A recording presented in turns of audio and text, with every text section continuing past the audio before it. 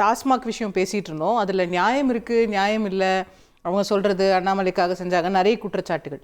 இப்போ அது எது எப்படியோ ஒரு போராட்டத்துக்கு அவங்க வந்து முன்னெடுக்கிறாங்கன்னு சொல்லும்போது எடுத்த எடுப்பிலேயே கைது அப்படிங்கிறத இன்றைக்கி எவ்வளோ பாஜக தலைவர்கள் அதை எதிர்த்து அவங்க ப்ரெஸ் மீட்லாம் கொடுக்கறத நம்ம பார்க்க முடியுது. அதுக்கு ஒரு போராட்டம் அடுத்த கட்டம் நடத்துறத பார்க்க முடியுது. போராட்டத்தை அனுமதிச்சா என்ன அப்படிங்கிற ஒரு கேள்வி வருதுல்ல. அரசியல் போராட்டங்கள் ஆளுங்கட்சியாக இருந்தாலும் கூட்டணி கட்சியாக இருந்தாலும் கைது செய்வது, சில மணி நேரம் அப்புறப்படுத்துவது, ஒரு கல்யாண மண்டபத்தில் இப்போ நாங்கள் திமுகவுடைய கூட்டணி கட்சி தான், பல போராட்டங்களில் எங்களை கைது பண்ணுவாங்க, அப்புறப்படுத்துவாங்க, சில மணி நேரம் வச்சுருப்பாங்க. இன்னும் சொல்லப்போனால் திரு எம்ஜிஆர் அவர்கள் முதல்வர் அந்த காலத்தில் 7 நாட்கள் தொடர்ந்து நான் இட்லி போராட்டம்னு சொல்லுவோம். அப்போ விலை உயர்ந்தது. ஒவ்வொரு வெஜிடேரியன் ரெஸ்டாரண்ட்டுக்கு முன்னாலும் போய் காலையில் எங்களை அரெஸ்ட் பண்ணுவாங்க. அப்போ இந்த மாதிரி மண்டபங்களாம் கிடையாது. எதுக்காக இட்லி போராட்டம்? அதாவது இட்லி விலை உயர்வு, ஏழை எளிய மனிதர்களுக்கு விலைவாசி உயர்வு. எப்படின்னா அரிசியிலிருந்து அந்த வரி போட்டதுலேருந்து எம்ஜிஆர் ஆட்சி காலம் ஓரளவுக்கு நல்ல, அந்த காலத்திலேயே நாள்தோறும் போராடுவோம். காலையில் எங்களுக்கு பிடிப்பாங்க, சாயங்காலம் 5 மணிக்கு விடுவாங்க. அப்போ என்னன்னு சொன்னால் ஒரு காம்பவுண்ட் இருந்துச்சு நம்முடைய கமிஷனர் ஆஃபீஸில், அதில் வச்சுட்டு மத்தியானம் ஒரு சாப்பாடு அவனுக்கு கொடுப்பாங்க. இல்லை, நீங்கள் அவங்க போராட்டத்தை தொடங்குறதுக்கு முன்னாடியே ப்ரிவென்டிவாக அரெஸ்ட் பண்ணப்பட்டிருக்காங்கன்ற அதுதான் நான் சொல்கிறேன். போராட்டத்துக்கு அது அரெஸ்ட் பண்ணுறது அந்த சூழ்நிலையை பொறுத்து. அந்த ஏரியாவில் மக்களே இல்லாமல் இருந்தால் கொஞ்சம் அலோவ் பண்ணுவாங்க, ஏதாவது மக்கள் பிரச்சனை வந்தால் அலோவ் பண்ண மாட்டாங்க. 7 நாள் போராட்டத்தில் எனக்கு மனைவிக்கு முதல் குழந்தை பிறந்தது கூட நான் போய் பார்க்க முடியல. 8வது நாள் தான் நான் போய் பார்க்குறேன். எதுக்கு சொல்ல வரேன், நாள்தோறும் போராட்டம். அதுக்கு ஏன்னா இது ஒரு பெரிய விஷயமே இல்லை. பாஜகக்களுக்கு இந்த மாதிரி போராட்டம் கைது பண்ணுறதுலாம் ஒன்றுமே என்ன, செல்லப்பிள்ளையாக வளர்ந்துட்டாங்க. அதனால் அவங்களுக்கு வந்து ஒரு பெரிய விஷயமா தெரியும். அது போராட்டம் வந்து போராட்டமாக போச்சு. எல்லா கட்சிக்காரரும் போற பஸ், ஆமா எல்லா கட்சிக்காரரும் போற பஸ்ஸை பார்த்து நாய் போற பஸ்ஸுங்கிறாங்க, நாய்க்குட்டி போற பஸ். வேண்டாம், அந்த மாதிரி இல்லை சொல்றேன், நடந்து சொல்றேன் சார். எதுக்கு சொல்ல வரேன், இல்லை வேண்டாம் சொன்னதுனால சொல்ல வரேன். சொன்னதுனால நம்ம சொல்ல வேண்டாம், நீங்க ஏன் சொல்லணும்? பெரிய மனுஷன் போராட்டம் ஏன் இவங்க பண்றாங்கன்னா, போராட்டம் பண்ண வேண்டியது எதிர்க்கட்சி தலைவராக இருக்கக்கூடிய அதிமுக சகோதரர் சேஷாத்ரி அழகா ஒரு வாக்குமூலம், எப்போவுமே பல நிகழ்ச்சியும் பேசும்போது ஒரு சில நேரங்கள் உண்மையை அழகாக சொல்லிடுவார். அதிமுகவும் இந்த தப்பு பண்ணியிருக்கு, திமுகவும் பண்ணி சொன்னார். அது உண்மையிலே அவர் நேர்மையை நான் பாராட்டுறேன். அப்போ அதிமுக இந்த போராட்டத்தை பண்ணியிருந்தா இந்த கேள்வி நேரடியாக வந்து அதிமுகவை முழுமையாக கேட்டுப்பாங்க. உங்கள் காலத்தில் இதையும் பண்ணியிருக்காங்க, அந்த ஊழியர்கள் பண்ணியிருக்காங்க, எப்படி அவருக்கு கேஸ் ஊழியர்கள் எப்படி பண்ணாங்களோ இந்த மாதிரி பண்ணியிருக்காங்கிற பதில் சொல்லிடுவாங்கன்னு சொல்லி, போராட்டமே பண்ணாத ஒரு பாஜகவை கூப்பிட்டு, ஜெயிலுக்கே போகாத ஒரு தமிழ்நாடு பாஜகவை கூப்பிட்டு பண்ணியிருக்காங்க. இது ஜெயிலு கிடையாது, ஒரு ப்ரிவென்டிவ் அரெஸ்ட்டு முடிஞ்சு போச்சு. இப்போ நான் என்ன கேட்குறேன், இந்த அமலாக்கத்துறை என்பது சகோதரர் அண்ணாமலையுடைய சகோதரியுடைய கணவருக்கு போச்சு. அண்ணாமலையார் பிரிக்ஸ் அந்த இடம் போச்சு. அண்ணாமலையாரை கையில் பிடிச்சி வச்சுருக்கு. எப்படி அதிமுகவை வந்து ஊழலை கையில் பிடிச்சி வச்சுட்டா நாளைக்கு தேவைப்படும் போது பாஜக பயன்படுத்துதோ, தன் கட்சியை சார்ந்த அண்ணாமலையை அந்த நேரத்தில் கொஞ்சம் ஒரு பிடிவாதம் பண்ண இதுக்கெல்லாம் படிக்கலாம் போனார் இல்லையா, அதனால் அவரையும் நம்ம ஒரு போட்டு வச்சுக்கிட்டா தான் நேரம் வரும்போது இவர் இண்டிவிஜுவலாக போயிடக்கூடாதுங்கிறதுக்கு ஒரு வேலை பண்ணாங்க. அது பாஜக பண்ணக்கூடிய வேலை, நம்ம அதை குறை சொல்ல முடியாது. அதை விட ரொம்ப மோசமான, பாஜக அலுவலகத்தில் 15லேருந்து 20 ஆண்டுகள் ஒரு கணக்கராக வேலை பார்த்த ஜோதிகுமார், அப்போ ஆளுங்கட்சியாக பாஜக இருக்கனால பல காரியங்களை தில்முழு காரியங்களை பண்ணி அதுக்கு பணம் பெற முடியுங்கிற அடிப்படையில் அவர் வீட்டுக்கும் போச்சு. எவர் வீட்டுக்கு போச்சு?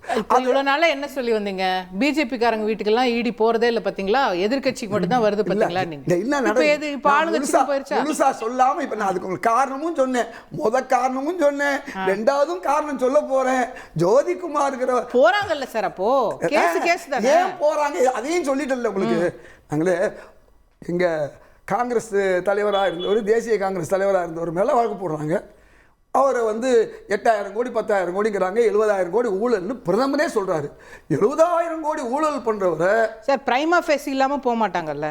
அதுக்கு தான் நான் சொன்னேன். நீங்க சொல்ற ஜோதிகுமாரோ இல்ல அண்ணாமலையோ அவங்க ஏதோ ஒரு ஆதாரத்தை வச்சு தானே ரைடு போயிருக்காங்க. அதுக்கு தான் பதில் சொல்ல, அதே தானே எதிர்கட்சிக்கும். அதுக்கு தான் நான் பதில் சொல்ல வரேன். ஜோதிகுமார் மேட்ருக்கு ஒன்று நான் முழு பதில் சொல்லலை. சொல்லுங்க. அப்புறம் போனவங்க என்ன பண்ணிட்டு வந்தாங்க, ஏதாவது வந்தாங்களா? அண்ணாமலையார் பிரிஸ்க்கு போனவங்க ஏதாவது வந்தாங்களா? அது ஒரு பக்கம். இது மற்றவங்கள அரெஸ்ட் பண்ணி உள்ளே வச்சுட்டு அப்புறம் ஒன்றும் இல்லைன்னு வரும். இவங்களை எதுவுமே செய்யாமல் வச்சுருக்காங்க. இது போக 2 விவசாயிகள் மேலே அமலாக்கத்துறை நோட்டீஸ் கொடுத்தவங்க தெரியுமா? அவங்க பெரும்பாலும் கோமணத்தோடு இருக்கக்கூடியவங்க, எப்போவாதான் ட்ரெஸ் போடுறவங்க, அவங்க மேலே பண்ணதுக்கு சாதாரண பிஜேபி தலைவர் அண்ணாமலை மாதிரி ஒரு மாநில தலைவர் இல்லை, சாதாரண மாவட்ட பிஜேபியுடைய ஒரு செக்ரட்டரி போட்ட போடல இப்போ இடி போகுது. நம்ம பார்த்தோமா இல்லையா? அதே இடி அங்கே போனது நிலத்தகராறுக்காக வேண்டி அவன் அக்கௌண்ட்டே இல்லைங்கிறான். அந்த யார் அந்த விவசாயி என் மேலே அக்கௌண்ட்டே இல்லை, என்னையை கவுண்ட் பண்ணுறதுக்கு இவ்வளோ பண்ணலாமாங்கிற அளவுக்கு அவன் ரீகவுண்ட் பண்ணுற அளவுக்கு வந்துருச்சு. இவ்வளவு கேவலமான ஒரு சூழல் ஈடி. அது மட்டும் இல்லை, எந்த அளவுக்கு லஞ்சம் வாங்கினாங்கன்னு திண்டுக்கல்ல நம்ம பார்த்தோம். இந்த ஈடி மேலேயே ஒரு சோதனை இந்தியாவில் நடந்துச்சுன்னு சொன்னால், சென்ட்ரல் கவர்மெண்ட் மேலே ஒரு சோதனை தமிழ்நாடு போலீஸ் நடந்துச்சு சொன்னால் அது இங்கே தான் நடந்துச்சு. அப்போ பழி வாங்குதல் என்பது தான் இன்னைக்கு நடக்குது. என்ன அன்னைக்கு அண்ணாமலை சொல்றாரோ அதை செய்கிறாங்க. 1000 கோடினா அவங்க 1000 கோடிங்கிறாங்க. நான் கேட்கறது இதுவரையில் நான் கேட்குற கேள்வி, நான் போனோம் அமலாக்கத்துறை இதை பிடிச்சோம் இந்த வகையில் இவ்வளோ எடுத்தாங்க அப்படின்னு எதுவுமே இதுவரை வெளியே வரல.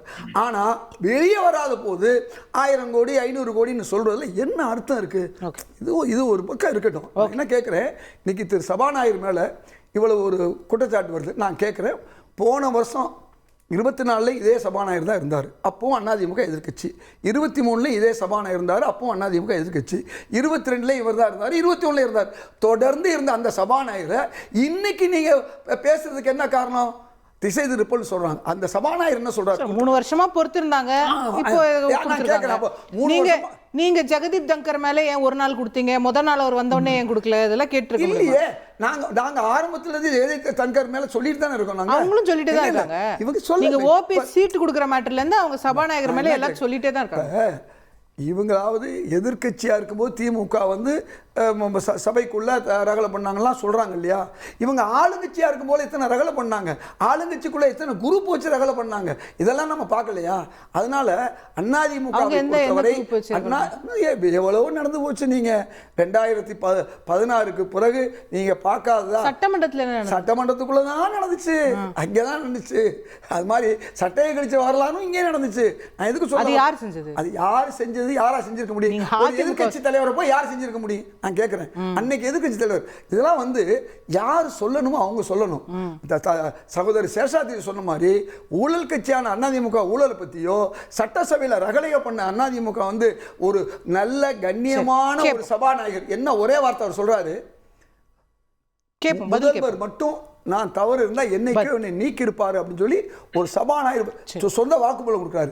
முதல்வர் என்ன சொல்றாரு, இவ்வளவு கண்ணியமான ஒரு சபாநாயகர் நீங்க பண்றது இது ஒரு திசை திருப்பல் நாடகம் அப்படின்னு சொல்றாரு. இதுதான் உண்மை. கேப்போம் 2 பேர் மேலேயும் குற்றச்சாட்டு வச்சிருக்காரு. திரு ஸ்ரீராம் சேஷாத்ரி, நீங்க பதில் சொல்ல விரும்புறீங்களா? முதல்ல இதயத்துல்லா அவர்கள் வந்து அந்த ஃபார்மர்ஸ் கேஸ் பேசினாரு.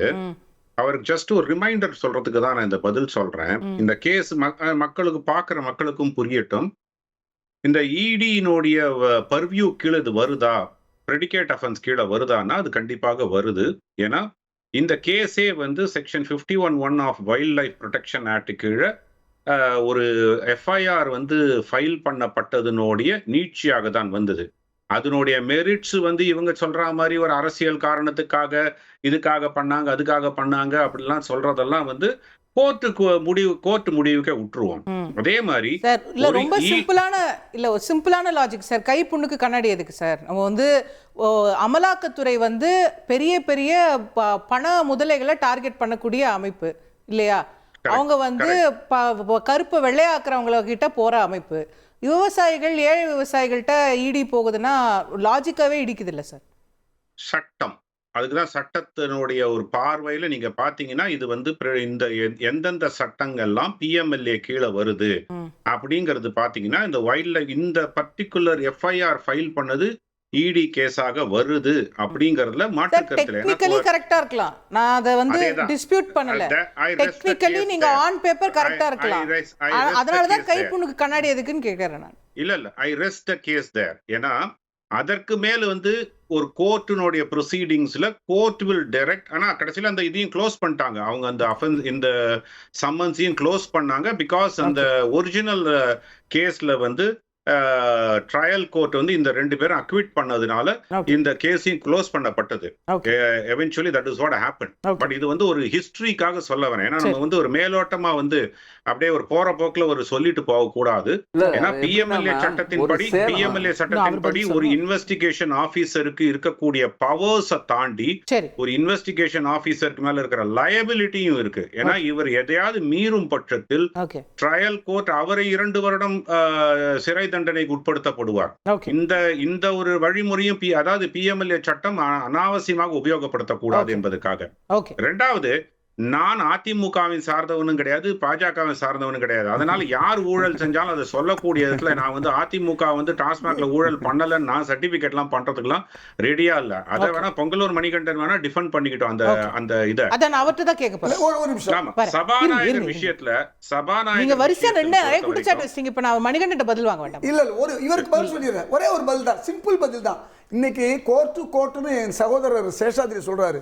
பிஎம்எல்ஏ கேஸ் மாதிரி பழைய அமலாக்கத்துறை கேஸ்ல 95% கோர்ட் என்ன சொல்லுச்சு, என்னென்ன கேள்வியெல்லாம் கேட்டுச்சு கோர்ட்டு சரி, okay. அமலாக்கத்துறையை பார்த்து. Okay, நீங்க okay. வேற வழி இல்லைன்னா கோர்ட்டுன்றீங்க. Okay, எல்லாருக்கும் வாய்ப்பு அதுக்கு தருவோம் மாற்று சார். என்னன்னு எல்லா பாருங்க. கேள்வியும் அவர் மணிகண்டன் இன்னும் பதில் கேட்டாலும் சொல்ல. செந்தில் நம்ம நீங்க பாலாஜிக்கு 2 பேரே பேசிட்டு 450 இருந்தா அவர் நாளுக்கு அப்புறம் தான் பெயில் கொடுத்தாங்க. அந்த கேஸ் க்ளோஸ் பண்ணப்படவில்லை.